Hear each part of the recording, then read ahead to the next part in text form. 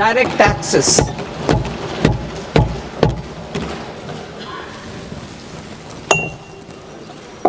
Honorable Speaker, sir, I now present my proposals on direct taxes. New Income Tax Act.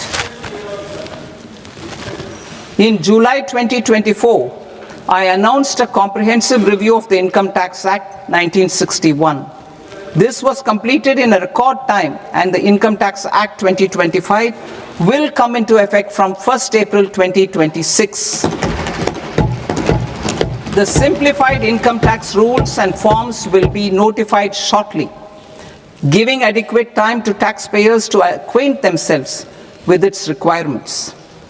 The forms have been redesigned such that ordinary citizens can comply without difficulty. Ease of living. I propose that any interest awarded by the Motor Accident Claims Tribunal to a natural person will be exempt from income tax, and any TDS on this account will be done away with. I propose to reduce TCS rate on the sale of overseas tour program package from the current 5% and 20% to 2% without any stipulation of amount. I propose to reduce TCS rate for pursuing education and for medical purposes under the Liberalized Remittance Scheme, popularly known as LRS, from 5% to 2%. Supply of manpower services is proposed to be specifically brought within the ambit of payment to contractors for the purpose of TDS to avoid ambiguity. Thus, TDS on these services will be at the rate of either 1% or 2% only. I propose a scheme for small taxpayers wherein a rule-based automated process will enable obtaining a lower or nil deduction certificate instead of filing an application with the assessing officer. For the ease of taxpayer holding securities in multiple companies, I propose to enable depositories to accept Form 15G or Form 15H from the investor and provide it directly to various relevant companies. I propose to extend time available for revising returns from 31st December to up to 31st March with the payment of a nominal fee. I also propose to stagger the timeline for filing of tax returns. Individuals with ITR 1 and ITR 2 returns will continue to file till 31st July, and non-audit business cases or trusts are proposed to be allowed time till 31st August. TDS on sale of immovable property by a non-resident is proposed to be deducted and deposited through resident buyers and his or her PAN-based challan instead of requiring a TAN, which is a temporary accounting number. To address practical issues of small taxpayers like students, young professionals, tech employees, relocated NRIs, and such others, I propose to introduce a one-time 6-month foreign asset disclosure scheme for these taxpayers to disclose income or assets below a certain size. This scheme would be applicable for two categories of taxpayers, namely A, who did not disclose their overseas income or assets, and B, who disclosed their overseas income and or paid due tax but could not declare the asset acquired. For category A, the limit of undisclosed income or asset is proposed to be up to 1 crore rupees. They need to pay 30% of fair market value of asset or 30% of undisclosed income as tax and 30% as additional income tax in lieu of penalty, and would thereby get immunity from prosecution. For category B, asset value is proposed to be up to 5 crore rupees. Here, immunity from both penalty and prosecution will be available with a payment of fee of 1 lakh rupees. Rationalizing penalty and prosecution. Multiplicity of proceedings are hindrance to the ease of doing business. I propose to integrate assessment and penalty proceedings by way of a common order for both. There will be no interest liability on the taxpayer on the penalty amount for the period of appeal before the first appellate authority, irrespective of the outcome of appeal process. Further, quantum of prepayment is being reduced from 20% to 10% and will continue to be calculated only on core tax demand. As an additional measure for reducing litigation, I propose to allow taxpayers to update their returns even after reassessment proceedings have been initiated, and an additional 10% tax rate over and above the rate applicable for the relevant year. The assessing officer will then use only this updated return in his proceedings. There is already a framework for immunity from penalty and prosecution in the cases of underreporting. I propose to apply this framework for immunity to misreporting too. However, in such a case, the taxpayer will need to pay 100% of the tax amount as an additional income tax over and above the tax and interest due. Penalties for certain technical defaults, such as failure to get accounts audited, non-furnishing of transfer pricing audit report, and default in furnishing statement for financial transactions are proposed to be converted into fee.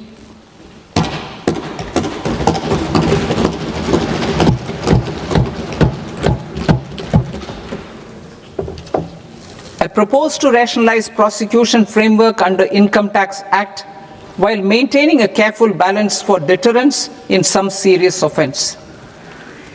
Non-production of books of account and documents and requirement of TDS payment where payment is made in kind are being decriminalized. Further, minor offenses will attract fine only. The remaining prosecutions will be graded commensurate with the quantum of offense. They will entail only simple imprisonment with maximum imprisonment reduced to 2 years and power to courts to convert even those into fines. There is no penalty. There is no penalty presently for non-disclosure of non-immovable foreign assets with aggregate value less than 20 lakh rupees. I propose to also provide them with immunity from prosecution with retrospective effect from 1/10/2024.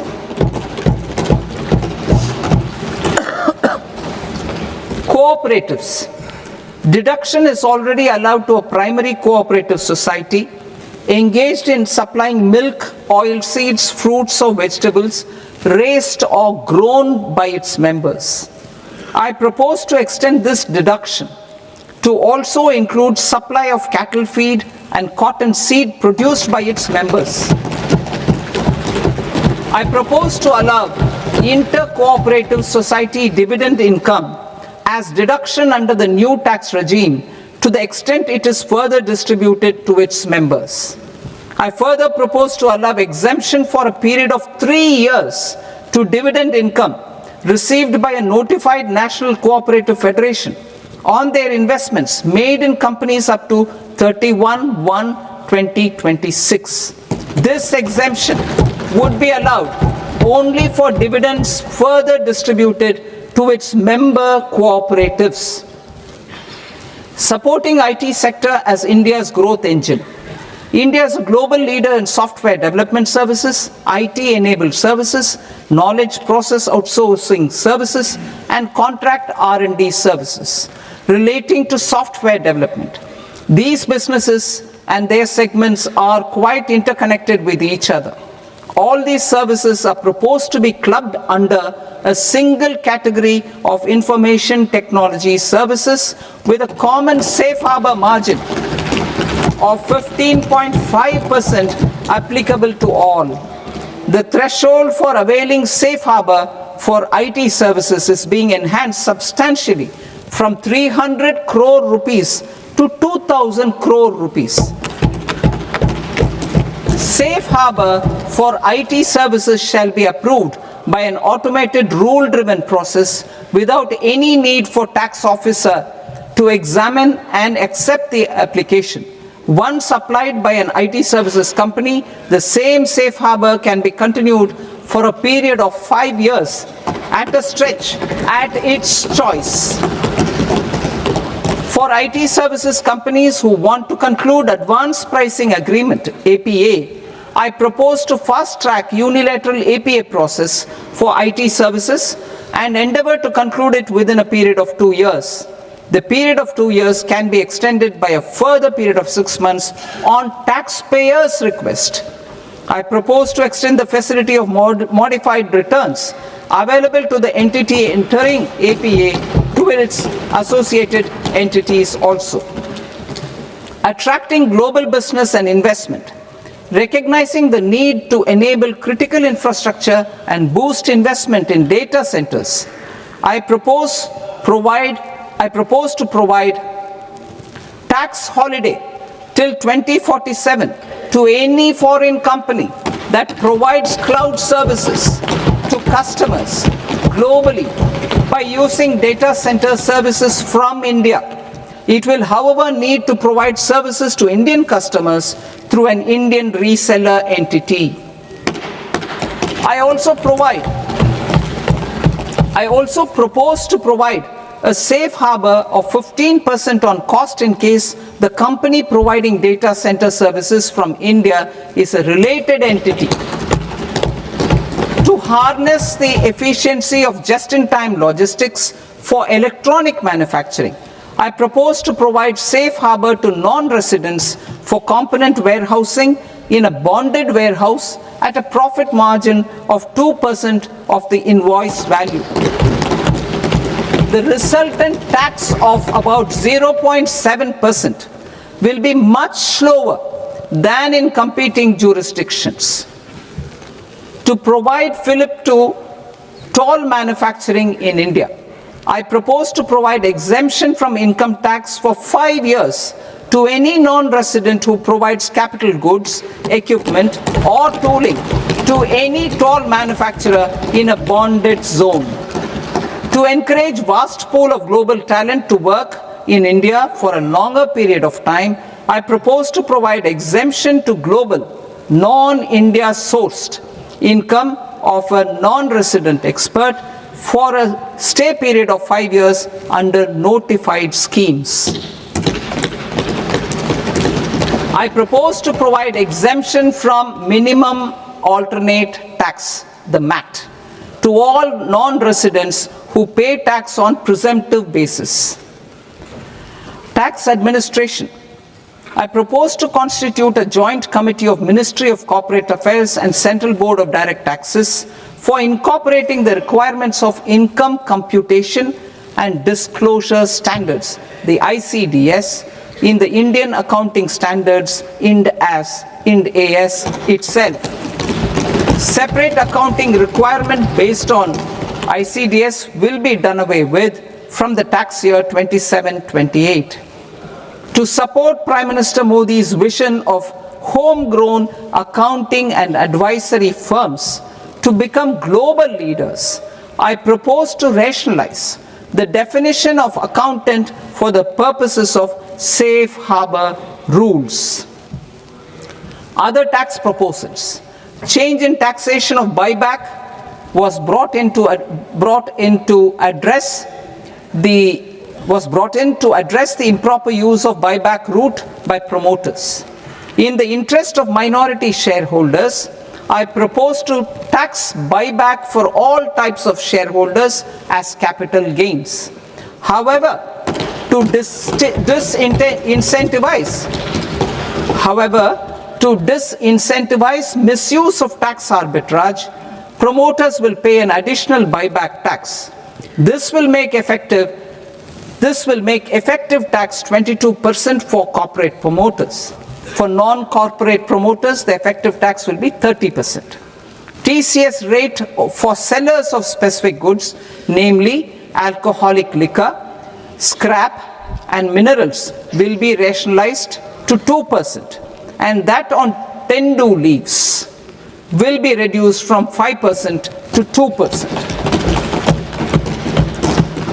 I propose to raise the STT on futures to 0.05% from the present 0.02%. STT on options premium and exercise of options are both proposed to be raised to 0.15% from the present rate of 0.1% and 0.125% respectively. We reformed the taxation landscape for corporates in 2019 by providing them a simplified regime with lower tax rate so that they could productively focus on business rather than on claim of deductions and exemptions. To encourage companies to shift to the new regime, set-off of brought forward MAT credit, minimum alternate tax credit, is proposed to be allowed to companies only in the new regime. Set-off using available MAT credit is proposed to be allowed to an extent of 1/4 of the tax liability in the new regime. MAT is proposed to be made final tax, so there will be no further credit accumulation from 1st April 2026. In line with this change, the rate of final tax is being reduced to 14% from the current MAT rate of 15%. The brought forward MAT credit of taxpayers accumulated till 30th March 2026 will continue to be available to them for set-off as above. Indirect taxes. I shall now take up proposals related to indirect taxes. My proposals for customs and central excise aim to further simplify the tariff structure, support domestic manufacturing, promote export competitiveness, and correct inversion in duty. To continue weeding out long-continuing customs duty exemptions, I propose to remove certain exemptions on items which are being manufactured in India or where the imports are negligible.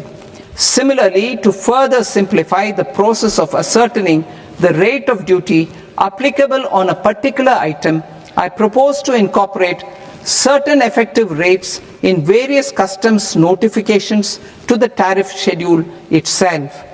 I shall now take up sector-specific proposals. Promotion of exports of marine, leather, and textile products. I propose to increase the limit for duty-free imports of specified inputs used for processing seafoods for export from the current 1% to 3% of FOB value of the previous year's export turnover. I also propose to allow duty-free imports of specified inputs, which is currently available for exports of leather or synthetic footwear, to exports of shoe uppers as well. I propose to extend the time period for export of final product from the existing 6 months to 1 year for exporters of leather or textile garments, leather or synthetic footwear, and other leather products. Energy transition and security. I propose to extend the basic customs duty exemption given to capital goods used for manufacturing lithium-ion cells for batteries to those used for manufacturing lithium-ion cells for battery energy storage systems also. I propose to exempt basic customs duty on import of sodium antimonate for use in manufacture of solar glass. Nuclear power. I propose to extend the existing basic customs duty exemption on imports of goods required for nuclear power projects till the year 2035 and expanded for all nuclear plants irrespective of their capacity. Critical minerals. It is proposed to provide basic customs duty exemption to the import of capital goods required for the processing of critical minerals in India. Biogas blended CNG. I propose to exclude the entire value of biogas while calculating the central excise duty payable on biogas blended CNG. Civil and defense aviation. I propose to exempt basic customs duty on components and parts required for the manufacture of civilian training and other aircrafts. It is proposed to exempt basic customs duty on raw materials imported for the manufacture of parts of aircraft to be used in maintenance, repair, or overall requirements by units in the defense sector. Electronics. To deepen value addition in the consumer electronics sector, I propose to exempt basic customs duty on specified parts used in the manufacture of microwave ovens. Special economic zone. To address the concerns arising about utilization of capacity by manufacturing units in the special economic zones due to global trade disruptions, I propose as a special one-time measure to facilitate sales by eligible manufacturing units in SEZs to the domestic tariff area at concessional rates of duty. The quantity of such sales will be limited to a prescribed proportion of their exports. Necessary regulatory changes will be undertaken to operationalize the measures while ensuring level playing field for the units working in the DTA. Ease of living. To rationalize the customs duty structure for goods imported for personal use, I propose to reduce the tariff rate on all dutiable goods imported for personal use from 20% to 10%. To provide relief to patients, particularly those suffering from cancer, I propose to exempt basic customs duty on 17 drugs or medicines. I propose also to add 7 more rare diseases for the purposes of exempting import duties on personal imports of drugs, medicines, and food for special medical purposes used in their treatment. माननीय वित्त मंत्री Shrimati Nirmala Sitharaman ji, item number 1. Sir, with your permission, I rise to lay on the table a copy each of the following papers, Hindi and English versions, under Article 281 of the Constitution, Report for 2026 to 2031, Volume 1, Main Report of the 16th Finance Commission. 2. Report for 2026-2031, Volume 2, Annexures of the 16th Finance Commission. Number 3, explanatory memorandum as to the action taken on the recommendations contained in the above report. Item number 2, माननीय वित्त मंत्री Nirmala Sitharaman ji.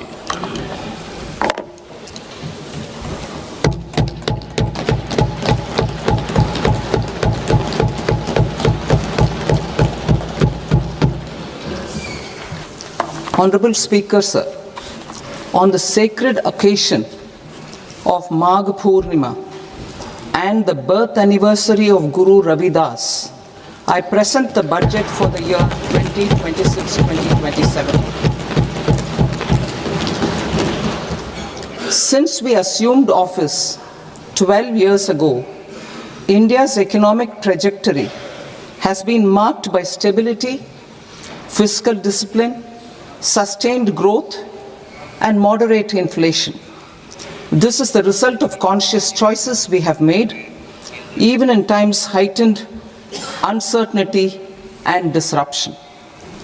Our government, led by Honorable Prime Minister Modi, has decisively and consistently chosen action over ambivalence, reform over rhetoric, and people over populism. We have pursued far-reaching structural reforms, fiscal prudence and monetary stability, whilst maintaining a strong thrust on public investment. Keeping Atmanirbharta as a lodestar, we have built domestic manufacturing capacity, energy security, and reduced critical import dependencies. Simultaneously, we have ensured that citizens benefit from every action of the government, undertaking reforms to support employment generation, agricultural productivity, household purchasing power, and universal services to people.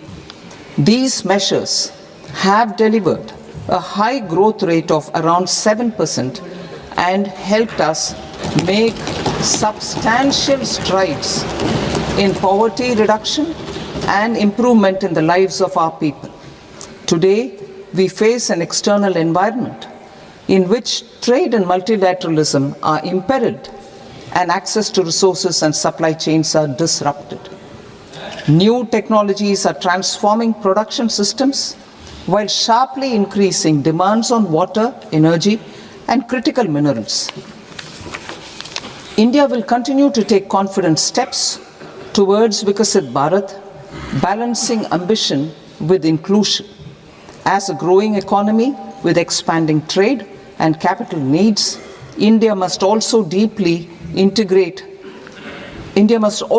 remain deeply integrated with global markets, exporting more and attracting stable long-term investment. As I begin Part A, I want to express my gratitude to the people for standing firmly with us as we forge our way together towards becoming one of the largest economies of the world.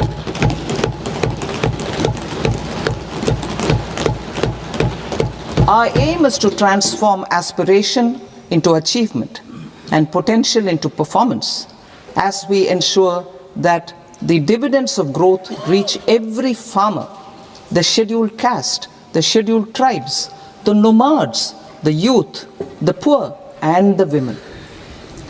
In Vikasit Bharat Young Leaders Dialogue 2026, several innovative ideas were shared with our Prime Minister, which have inspired many of the proposals, making this a unique Yuva Shakti-driven budget.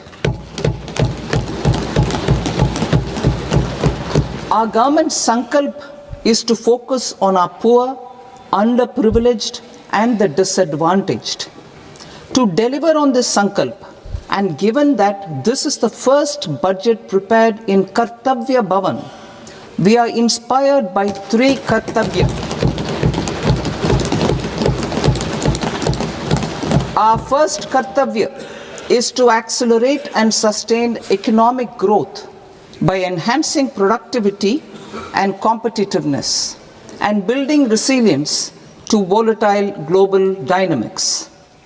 Our second Kartavya is to fulfill aspirations of our people and build their capacity, making them strong partners in India's path to prosperity. Our third Kartavya, aligned with our vision of Sabka Saath, Sabka Vikas, is to ensure that every family, community, region, and sector has access to resources, amenities, and opportunities for meaningful participation. This threefold approach requires a supportive ecosystem. The first requirement is to sustain the momentum of structural reforms, continuous, adaptive, and forward-looking. Second, a robust and resilient financial sector is central to mobilizing savings, allocating capital efficiently, and managing risks. Third, cutting-edge technologies, including AI applications, can serve us as force multipliers for better governance. Reform Express. Our government has undertaken comprehensive reforms towards creating employment, boosting productivity, and accelerating growth. After the Prime Minister's announcement on Independence Day in 2025, over 350 reforms have been rolled out. This includes GST simplification, notification of labor codes, and rationalization of mandatory quality control orders. High-level committees have been formed, and in parallel, the central government is working with the state governments on deregulation and reducing compliance requirements. The Reform Express is well on its way and will maintain its momentum to help us fulfill our kartavya. I now move to specific proposals. Under our first kartavya, to accelerate and sustain economic growth, I propose interventions in 6 areas. 1. Scaling up manufacturing in 7 strategic and frontier sectors. 2. Rejuvenating legacy industrial sectors. 3. Creating champion MSMEs. 4. Delivering a powerful push for infrastructure. 5. Ensuring long-term security and stability. And 6. Developing city economic regions. Scaling up of manufacturing in 7 strategic and frontier sectors. Biopharma Shakti, meaning biopharma strategy for health advancement through knowledge, technology, and innovation. India's disease burden is observed to be shifting towards non-communicable diseases like diabetes, cancer, and autoimmune disorders. Biologic medicines are key to longevity and quality of life at affordable costs. To develop India as a global biopharma manufacturing hub,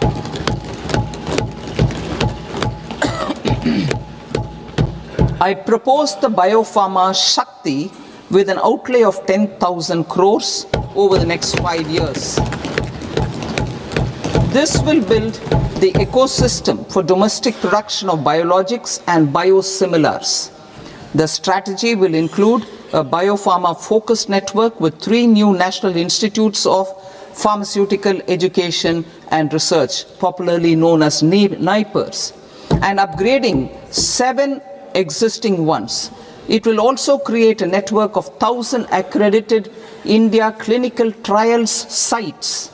We propose to strengthen the Central Drug Standard Control Organization to meet global standards and approve timeframes through and approval timeframes through a dedicated scientific review cadre and specialists. India Semiconductor Mission 1.0 expanded India's semiconductor sector capabilities.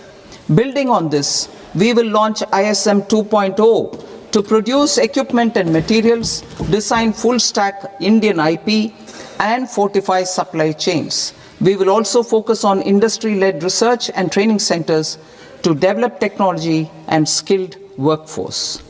The Electronics Components Manufacturing Scheme, launched in April 2025, with an outlay of 22,919 crores, already has investment commitments at double the targets. We propose to increase the outlay to 40,000 crores to capitalize on this momentum.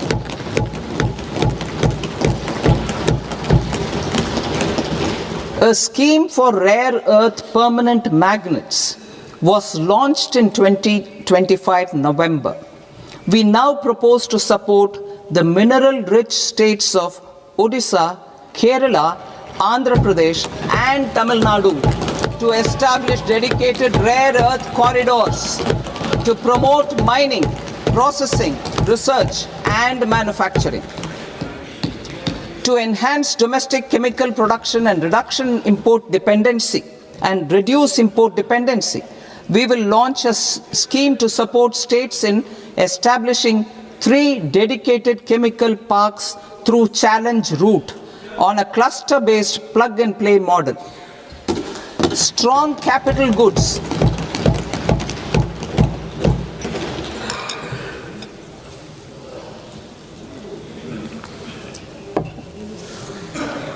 Strong capital goods capability is a determinant of productivity and quality across different sectors. Towards building this capacity, I propose the following. High-tech tool rooms will be established by central public sector enterprises at 2 locations as digitally enabled automated service bureaus that locally design, test, and manufacture high-precision components at scale and at lower cost. 2. A scheme for enhancement of construction and infrastructure equipments will be introduced to strengthen domestic manufacturing of high value and technologically advanced CIE. This can range from lifts in a multi-storied apartment or firefighting equipment in multiplexes, large or small, and to tunnel boring equipments for building metros and high-altitude roads. I also propose a scheme for container manufacturing to create a globally competitive container manufacturing ecosystem with a budgetary allocation of 10,000 crores over a 5-year period. For the labor-intensive textile sector, I propose an integrated program with 5 subparts. 1. The National Fiber Scheme for self-reliance in natural fibers, such as silk, wool, and jute, man-made fibers, and new-age fibers. Textile expansion and employment scheme to modernize traditional clusters with capital support for machinery, technology upgradation, and common testing and certification centers. 3. The National Handloom and Handicraft Program to integrate and strengthen existing schemes and ensure targeted support for weavers and artisans. Tex Eco Initiative to promote globally competitive and sustainable textiles and apparels. Samarth 2.0 to modernize the upgrade the textile skilling ecosystem through collaboration with industry and academic institutions. Further, I propose to set up mega textile parks in challenge mode. They can also focus on bringing value addition to technical textiles. I propose to launch the Mahatma Gandhi Gram Swaraj initiative to strengthen khadi, handloom, and handicrafts. This will help in global market linkage and branding. It will streamline and support training, skilling, quality of process, and production. This will benefit our weavers, village industries, One District, One Product ODOP initiative, and also our rural youth. India has the potential to emerge as a global hub for high quality, affordable sports goods. I propose a dedicated initiative for sports goods that will promote manufacturing, research, and innovation in equipment design as well as material sciences. Rejuvenation of legacy industrial clusters. I propose to introduce a scheme to revive 200 legacy industrial clusters to improve their cost competitiveness and efficiency through infrastructure and technology upgradation. Creating champion SMEs and supporting micro enterprises. Recognizing MSMEs as a vital engine of growth, I propose a three-pronged approach to help them grow as champions. Equity support. I propose to introduce a dedicated 10,000 crores SME growth fund to create future champions, incentivizing enterprises based on select criteria. I also propose to top up the Self-Reliant India Fund set up in 2021 with 2,000 crores to continue support to micro enterprises and maintain their access to risk capital. Liquidity support. With TREDS, more than 7 lakh crore has been made available to MSMEs. To leverage its full potential, I propose 4 measures. 1. Mandate TREDS as the transaction settlement platform for all purchases from MSMEs by CPSEs, serving as a benchmark for other corporates. 2. Introduce a credit guarantee support mechanism through CGT-MSE for invoice discounting on TREDS platform. 3. Link GEM with TREDS for sharing information with financiers about government purchases from MSMEs, encouraging cheaper and quicker financing. 4. Introduce TREDS receivables as asset-backed securities, helping develop a secondary market, enhancing liquidity and settlement of transactions. Professional support. Government will facilitate professional institutions such as the ICAI, ICSI, ICMAI to design short-term modular courses and practical tools to develop a cadre of corporate mitras, especially in Tier 2 and Tier 3 towns. These accredited para-professionals will help MSMEs meet compliance requirements at affordable costs. Infrastructure. During this past decade, our government has undertaken several initiatives for large-scale enhancement of public infrastructure, including through new financing instruments such as Infrastructure Investment Trust (InvITs) and Real Estate Investment Trust (REITs), and institutions like NIIF and NABFID. We shall continue to focus on developing infrastructure in cities with over 5 lakh population, that is Tier 2, Tier 3 cities, which have expanded to become growth centers. Public capital expenditure has increased manifold from 2 lakh crore in 2014-15 to an allocation of 11.2 lakh crore in BE 25-26. In this coming year, that is financial year 2026-27, I propose to increase it to 12.2 lakh crores to continue the momentum. To strengthen the confidence of private developers regarding risks during infrastructure development and construction phase, I propose to set up an infrastructure risk guarantee fund to provide prudentially calibrated partial credit guarantee to lenders. Over the years, REITs have emerged as a successful instrument for asset monetization. I propose to accelerate recycling of significant real estate assets of the CPSEs through the setting up of dedicated REITs.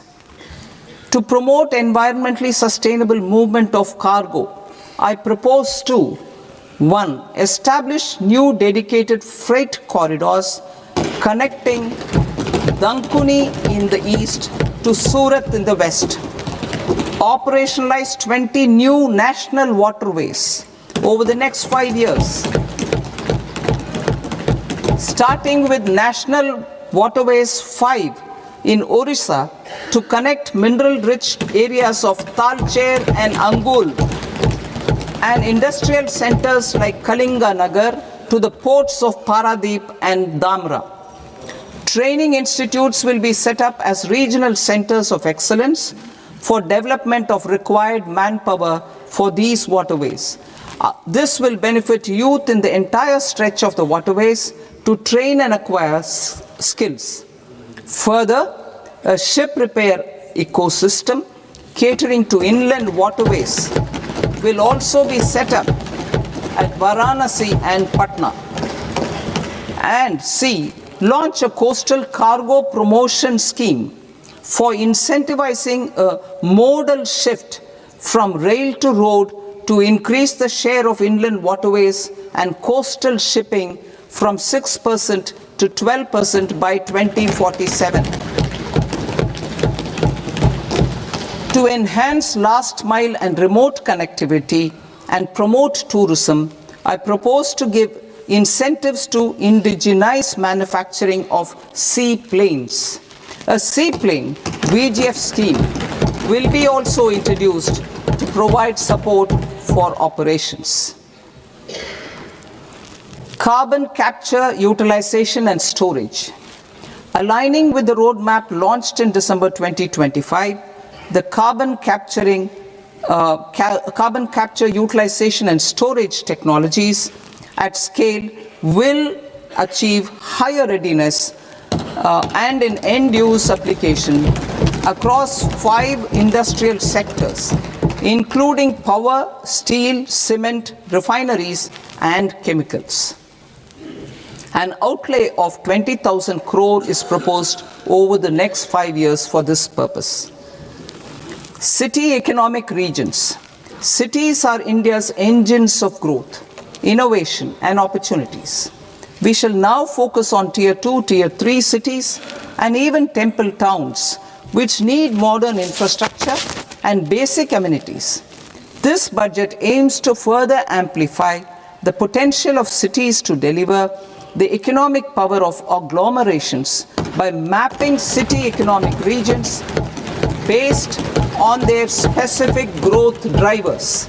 An allocation of 5,000 crore per CER over 5 years is proposed for implementing their plans through a challenge mode with a reform-cum-result-based financing mechanism. In order to promote environmentally sustainable passenger systems, we will develop 7 high-speed rail corridors between cities as growth connectors, namely Mumbai to Pune, Pune to Hyderabad, Hyderabad to Bengaluru, Hyderabad to Chennai, Chennai to Bengaluru, Delhi to Varanasi, Varanasi to Siliguri.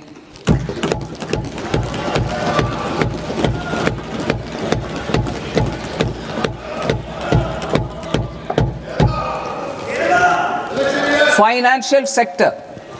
The Indian banking sector today is characterized by strong balance sheet, historic highs in profitability, improved asset quality, and coverage exceeding 98% of villages in the country. At this juncture, we are well placed to futuristically evaluate the measures needed to continue on the path of reform-led growth of this sector. I propose setting up a high-level committee on banking for Vikasit Bharat. High-level committee on banking for Vikasit Bharat to comprehensively review the sector and align it with India's next phase of growth, while safeguarding financial stability, inclusion, and consumer protection. The vision for NBFCs for Vikasit Bharat has been outlined with clear targets for credit disbursement and technology adoption in order to achieve scale and improve efficiency in the public sector NBFCs. As a first step, it is proposed to restructure the Power Finance Corporation and Rural Electrification Corporation. I propose a comprehensive review of the foreign exchange management non-debt instruments rules. to create a more contemporary, user-friendly framework for foreign investments consistent with India's evolving economic priorities. Corporate bond market. I propose to introduce a market-making framework with suitable access to funds and derivatives on corporate bond indices. I also propose to introduce total return swaps on corporate bonds. Municipal bonds. To encourage the issuance of municipal bonds of higher value by larger cities, I propose an incentive of 100 crore rupees for a single bond issuance. 100 crore rupees for a single bond issuance of more than 1,000 crore. The current scheme under Amrit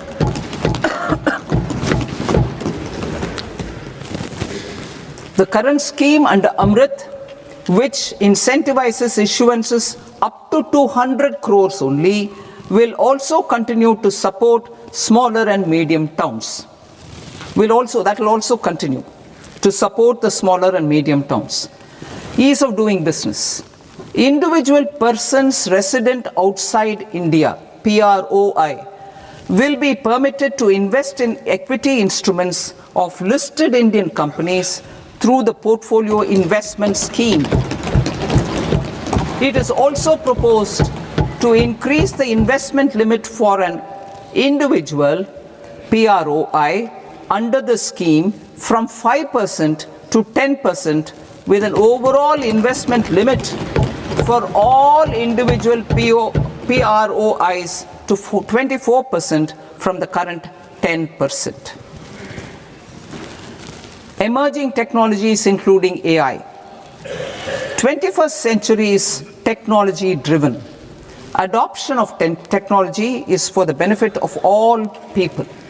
Farmers in the field, women in STEM, youth keen to upskill, and Divyangjan to access newer opportunities. The government has taken several steps to support new technologies through AI Mission, National Quantum Mission, Anusandhan National Research Fund, and Research and Development and Innovation Fund. Our second kartavya is to fulfill aspirations and build capacities. Close to 25 crore individuals have come out of multi-dimensional poverty through a decade of our government's sustained and reform-oriented efforts.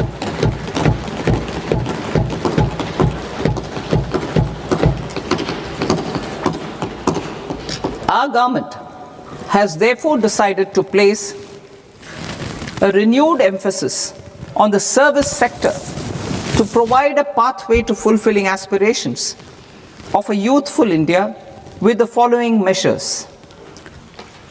I propose to set up a high-powered Education to Employment and Enterprises Standing Committee to recommend measures that focus on services sector as a core driver of Vikasit Bharat. This will make us a global leader in services with a 10% global share by 2047. The committee will prioritize areas to optimize the potential for growth, employment, and exports. They will also assess the impact of emerging technologies, including AI, on jobs and skill requirements and propose measures thereof. To create a range of skilled career pathways, a new range of skilled career pathways for our youth, I propose interventions in the following sectors. Health.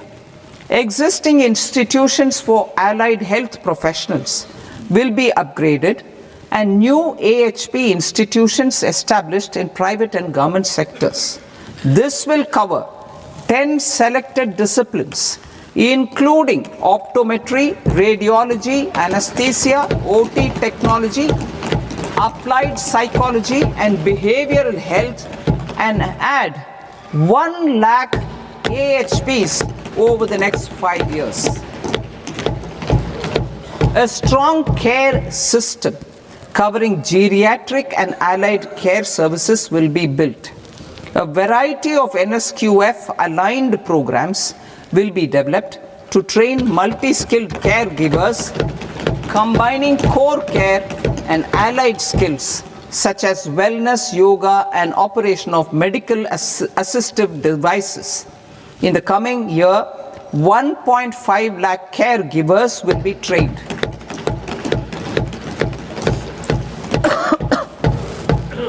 Hubs for medical value tourism. To promote India as a hub for medical tourism services, I propose to launch a scheme to support states in establishing 5 regional medical hubs in partnership with the private sector. These hubs will serve as integrated healthcare complexes that combine medical, educational, and research facilities. They will have Ayush centers, medical value tourism facilitation centers, and infrastructure for diagnostics, post-care, and rehabilitation. These hubs will provide diverse opportunities, job opportunities for health professionals, including doctors and AHPs. Ancient Indian yoga, already respected in several parts of the world, was given a mass global recognition when Honorable Prime Minister took it to the UN. Post-COVID, Ayurveda gained a similar global acceptance and recognition. Exporting quality Ayurveda products helps farmers who grow the herbs and youth who process the products. To meet growing global demand, a few more steps are being taken.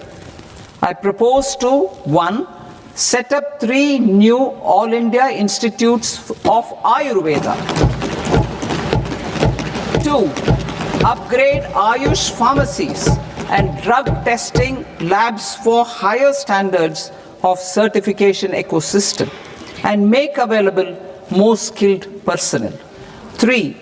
Upgrade the WHO Global Traditional Medicine Center in Jamnagar to bolster evidence-based research, training, and awareness for traditional medicine. Animal husbandry.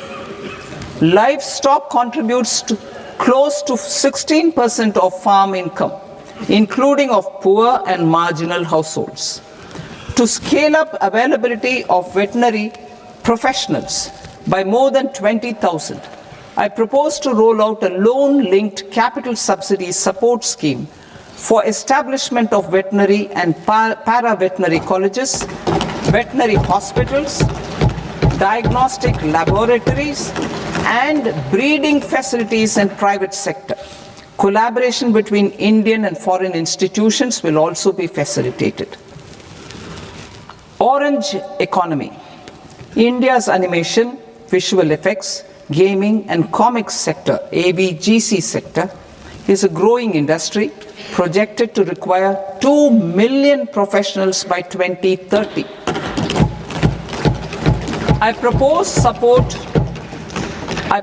to support the Indian Institute of Creative Technologies, Mumbai, in setting up ABGC content creator labs in 15,000 secondary schools all over the country and 500 colleges.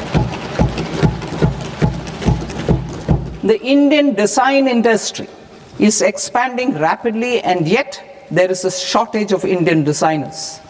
I propose to establish, through Challenge Route, a new National Institute of Design to boost design education and development in the eastern region of India. Education. Our government will support states through Challenge Route in creating 5 university townships in the vicinity of major industrial and logistics corridors. These planned academic zones will host multiple universities, colleges, and research institutions, skill centers, and residential complexes. In higher education, STEM institutions, prolonged hours of study and laboratory work pose some challenges for girl students. Through VGF, Viability Gap Funding and capital support, one girls' hostel will be established in every district.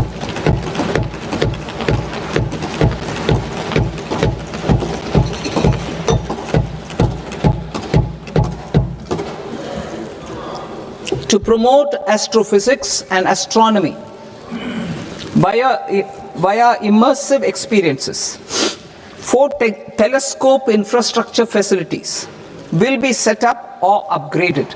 The National Large Solar Telescope, the National Large Optical Infrared Telescope, the Himalayan Chandra Telescope, and the Cosmos 2 Planetarium. Tourism. The tourism sector has the potential to play a large role in the employment generation, forex earnings, and expanding the local economy. I propose to set up a National Institute of Hospitality by upgrading the existing National Council for Hotel Management and Catering Technology. It will function as a bridge between academia, industry, and government. I also propose a pilot scheme for upskilling 10,000 guides in 20 iconic tourist sites through a standardized, high-quality, 12-week training course in hybrid mode in collaboration with the Indian Institute of Management. A national destination digital knowledge grid will be established to digitally document all places of significance, cultural, spiritual, and heritage. This initiative will create a new ecosystem of jobs for local researchers, historians, content creators, and technology partners. India has the potential and opportunity to offer world-class trekking and hiking experience. We will develop ecologically sustainable mountain trails in Himachal Pradesh, Uttarakhand, and Jammu Kashmir. Also in Araku Valley in the Eastern Ghats and Podigai Malai in the Western Ghats. Turtle trails along key nesting sites in the coastal areas of Odisha, Karnataka, and Kerala. And 3 bird watching trails along the Pulikat Lake in Andhra Pradesh, Tamil Nadu. It's on the border. Under the visionary leadership of Honorable Prime Minister, we established the International Big Cat Alliance in 2024. This year, India is hosting the first ever Global Big Cat Summit, where heads of governments and ministers from 95 range countries will deliberate on collective strategies for conservation. Heritage and culture tourism. I propose to develop 15 archaeological sites, including Lothal, Dolavira, Rakigadi, Adichanallur, Saranath, Hastinapur, and Leh Palace into vibrant experiential cultural destinations. Excavated landscapes will be open to the public through curated walkways.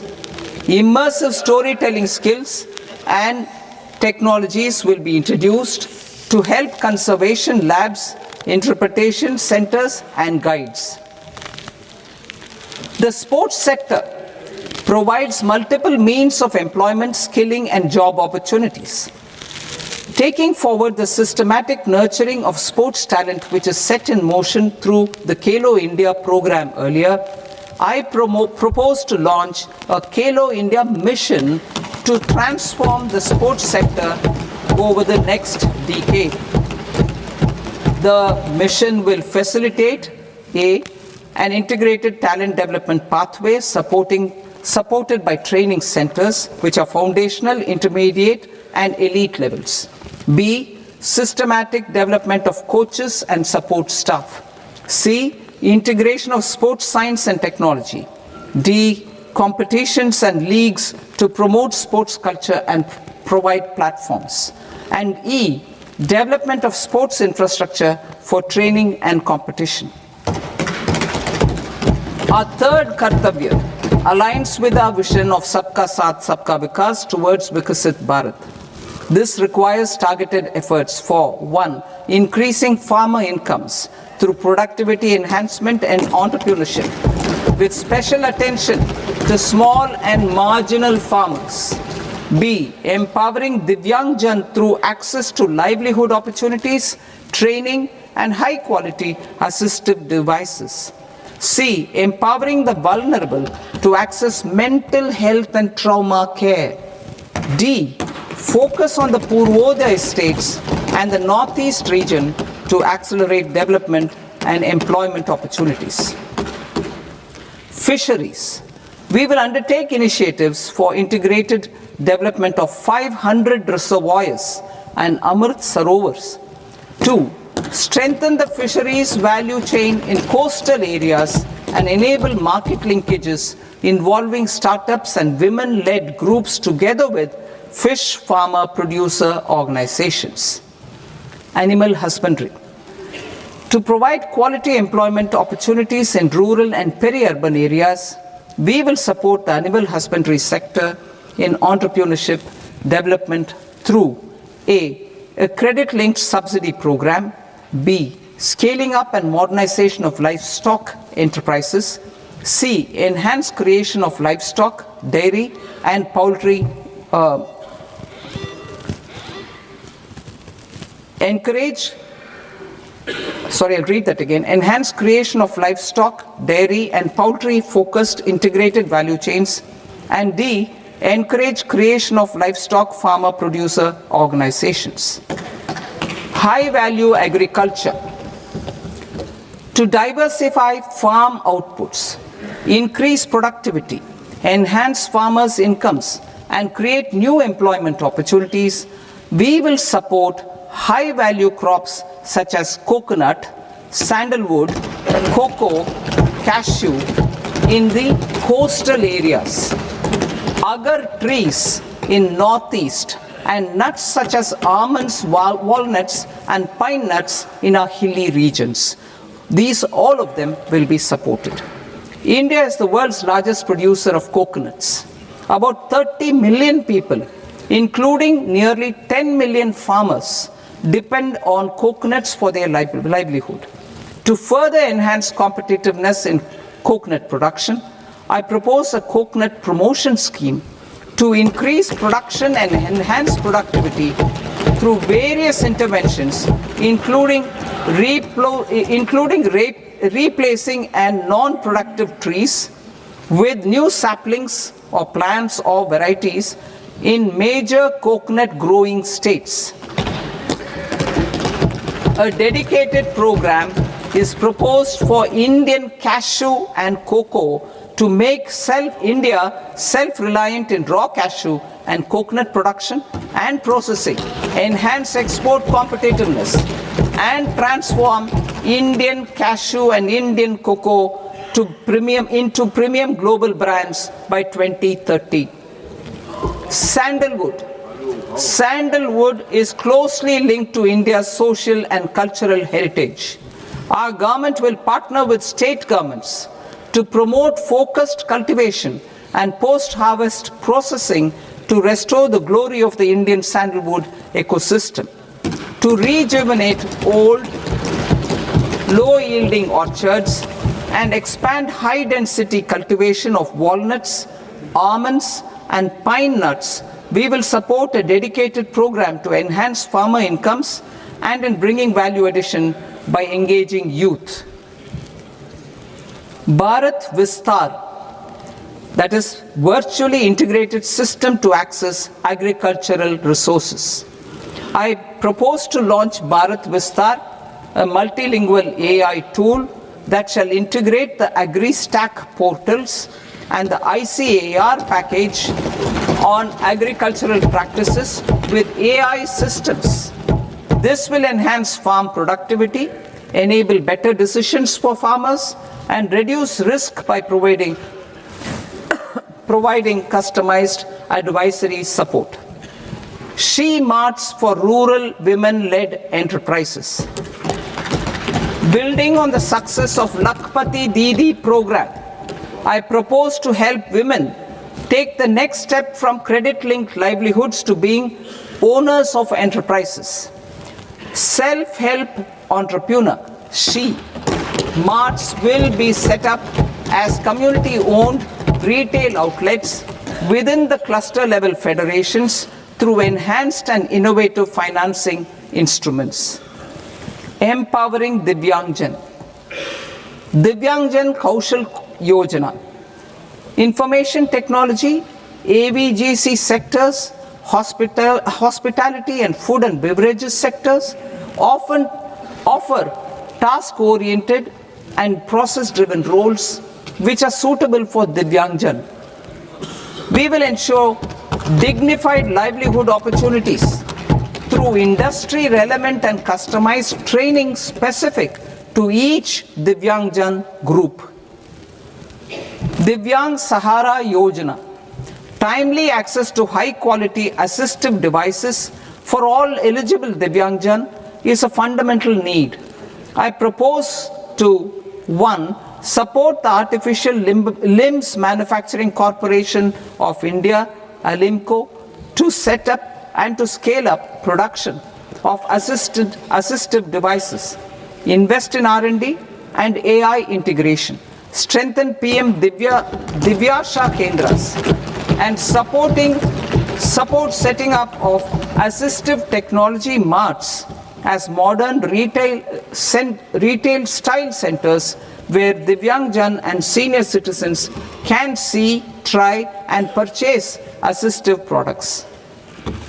Reaffirming our commitment to mental health and trauma care. There are no national institutes for mental health care in North India. We will therefore set up a NIMHANS 2 and also upgrade national mental health institutes in Ranchi and in Tezpur as regional apex institutions.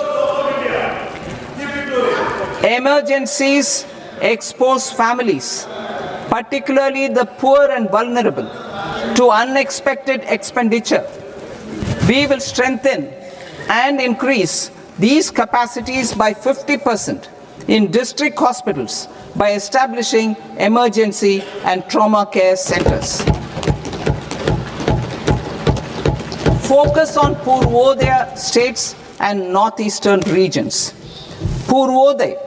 I propose the development of an integrated East Coast industrial corridor with a well-connected node at Durgapur, creation of 5 tourism destinations in 5 Purvodaya states, and the provision of 4,000 e-buses.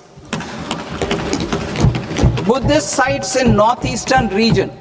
The northeastern region is a civilizational confluence of Theravada and Mahayana or Vajrayana traditions.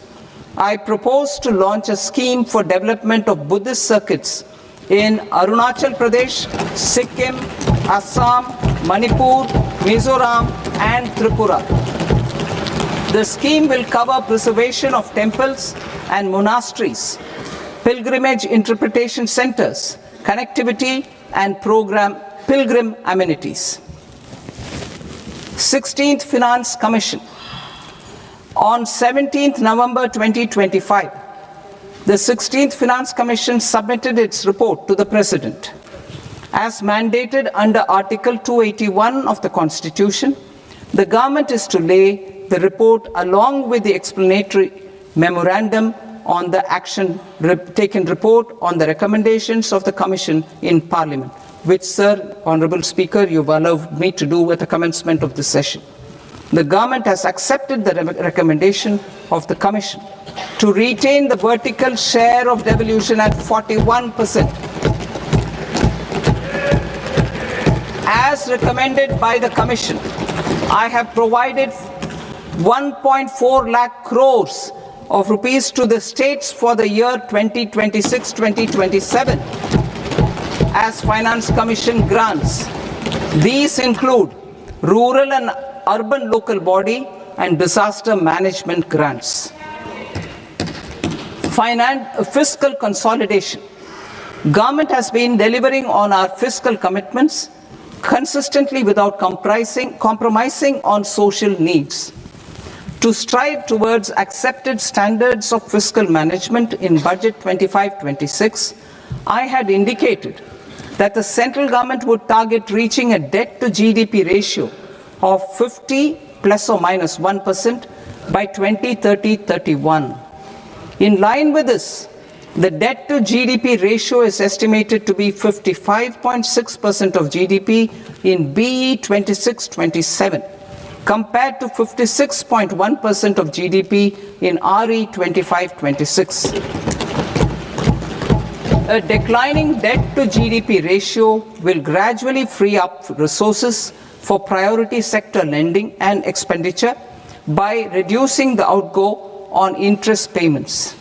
One of the main operational instruments for debt targeting is the fiscal deficit.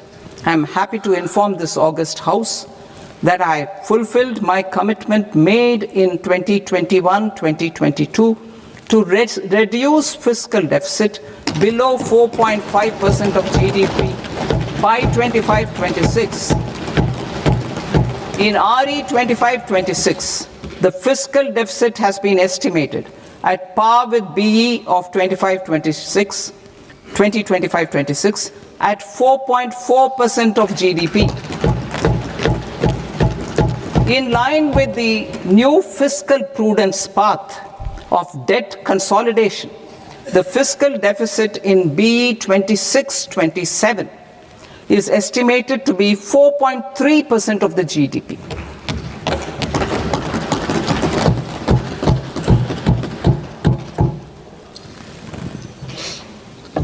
The revised estimates of the non-debt receipts are 34 lakh crore rupees, of which the centre's net tax receipts are 26.7 lakh crore. The revised estimate of the total expenditure is 49.6 lakh crore rupees, of which the capital expenditure is about 11 lakh crores. Budget estimates 2026 to 2027. Coming to 26-27, the non-debt receipts and the total expenditure are estimated as 36.5 lakh crore and 53.5 lakh crore respectively.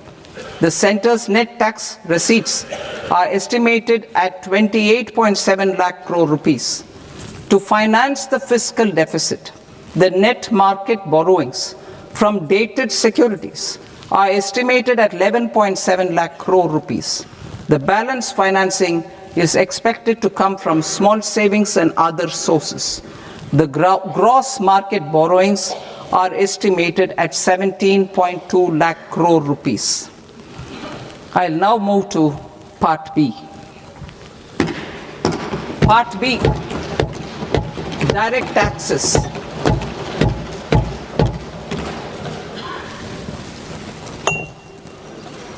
Honorable Speaker, sir, I now present my proposals on direct taxes. New Income Tax Act. In July 2024, I announced a comprehensive review of the Income Tax Act 1961.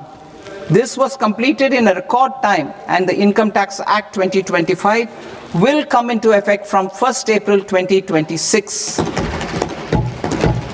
The simplified income tax rules and forms will be notified shortly, giving adequate time to taxpayers to acquaint themselves with its requirements. The forms have been redesigned such that ordinary citizens can comply without difficulty. Ease of living I propose that any interest awarded by the Motor Accident Claims Tribunal to a natural person will be exempt from income tax, and any TDS on this account will be done away with. I propose to reduce TCS rate on the sale of overseas tour program package from the current 5% and 20% to 2% without any stipulation of amount. I propose to reduce TCS rate for pursuing education and for medical purposes under the Liberalized Remittance Scheme, popularly known as LRS, from 5% to 2%. Supply of manpower services is proposed to be specifically brought within the ambit of payment to contractors for the purpose of TDS to avoid ambiguity.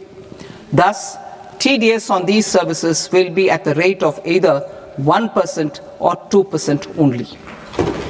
I propose a scheme for small taxpayers wherein a rule-based automated process will enable obtaining a lower or nil deduction certificate instead of filing an application with the assessing officer.